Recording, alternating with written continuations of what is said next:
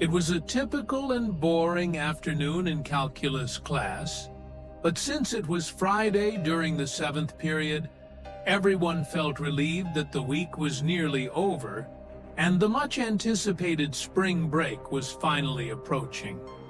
The entire class showed signs of restlessness in their seats. We didn't have a test that day, unlike many of my friends who had exams in other subjects.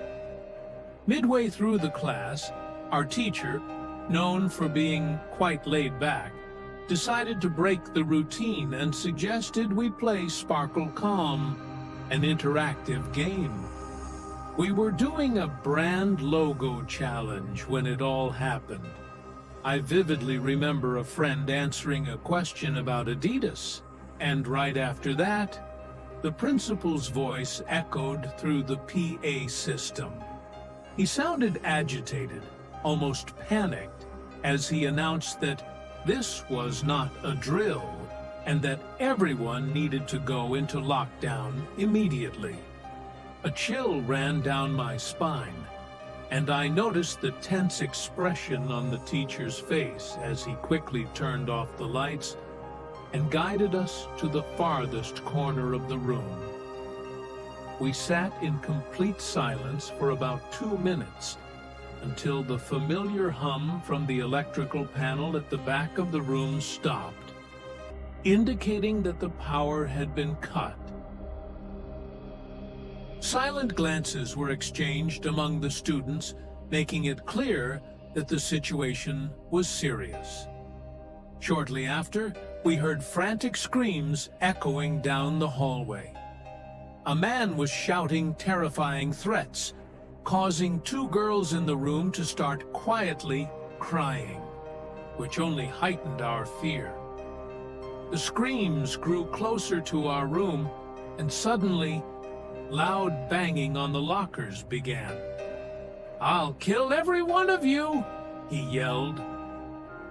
My heart raced as we nervously observed each other's reactions, terrified. The sound of the banging soon shifted to our classroom door. That's when one of the girls, overwhelmed by fear, let out a scream. The pounding grew more intense, accompanied by the man's demands for us to open the door. The girl's sobs grew louder, and it felt as though time had frozen.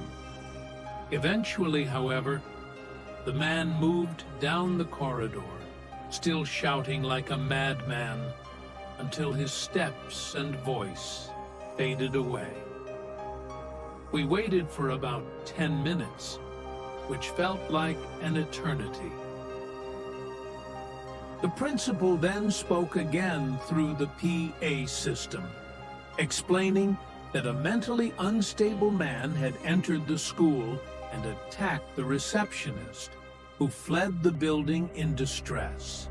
He warned that it was unclear whether the intruder was armed.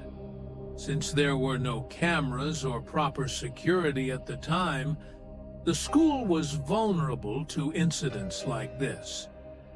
The principal instructed the teachers to resume classes, but to keep the doors locked and not allow any students to leave. The most unsettling part came later. A janitor, during his night shift, found the man sleeping in a storage closet at the back of the school. Rumors circulated among the students that he had a Magnum 44 in his pocket. It's believed that the janitor inadvertently woke him up by leaving the closet door open. By the time the police arrived, the man had already disappeared. To this day, none of us know if he was ever caught, but I like to think that he's now getting the help he needs.